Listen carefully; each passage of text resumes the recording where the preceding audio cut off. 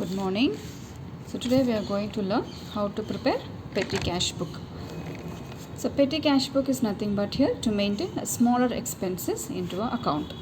So in a form you will be handling the bigger expenses as well as the smaller expenses, like for the payment of stationery here, the printing. So these are all smaller expense, like maybe postage. All this has to be handled by the different cashier we call as a petty cashier. So he will be handling these smaller expenses, but he will be given some amount every month here. Based on that here he has to maintain. Now if you see in this question here, so prepare petty cash book they have given. Now see the type of expense we have. So paid for cartage is given here.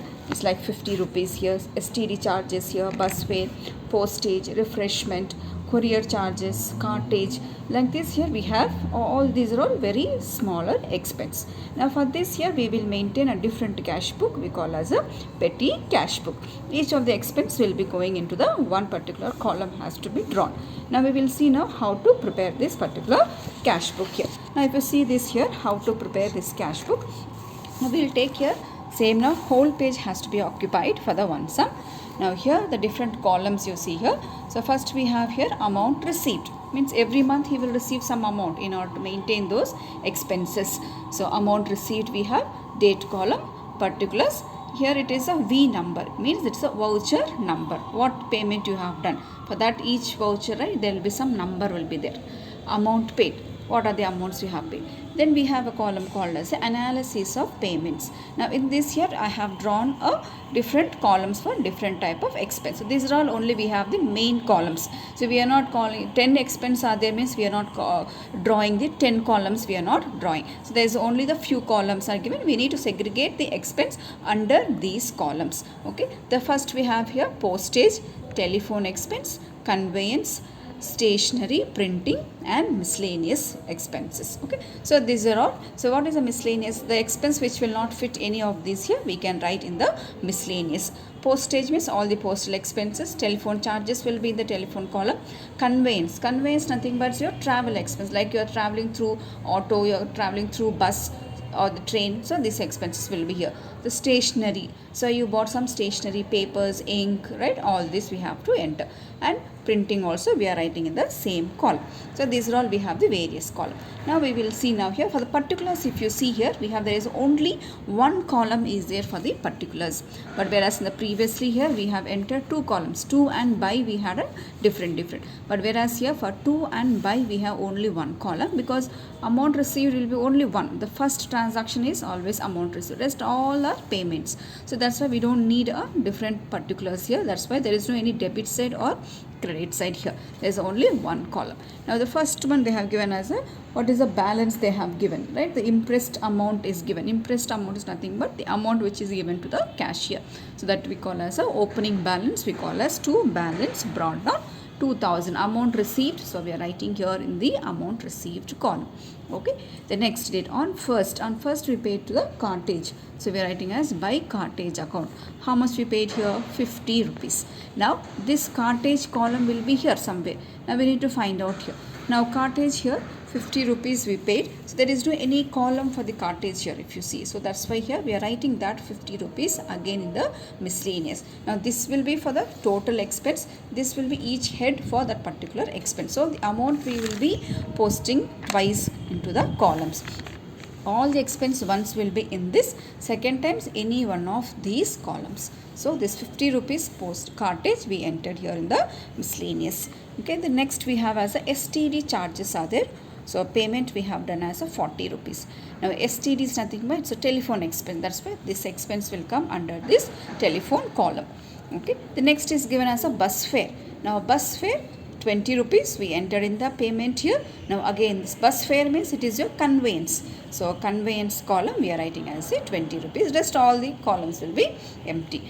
The next one is we have the postage. So postage we paid 30 rupees. So amount paid is 30, and postage we have here column 30 rupees we entered. Then refreshment is there. Now refreshment is we have 80 rupees we paid. A refreshment is nothing but here you have given some tea, snacks to any customers you have given, then we call as a refreshments. So that 80 rupees here we don't have any refreshment column, we are writing this one in the refreshment. Next, courier charges are there. Now courier charges we have for the 30 rupees we paid, so 30, and courier also we are writing in the postage column, we have entered it.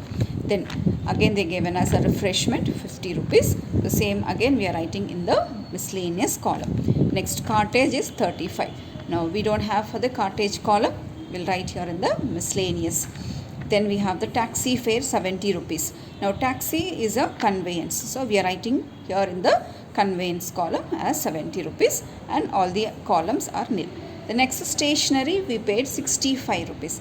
Now stationery, there is a column here, so if you come, so there is a stationery column is there, so stationery we entered here as a 65. Okay. The next, bus fare 10 rupees we paid, so bus fare it comes in the conveyance column, so we entered in the conveyance.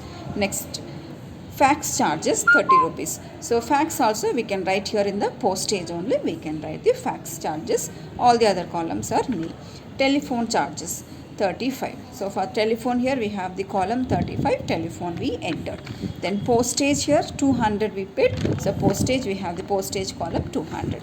Then furniture repair 105. There is no column for the repairs here, so we are writing here in the miscellaneous.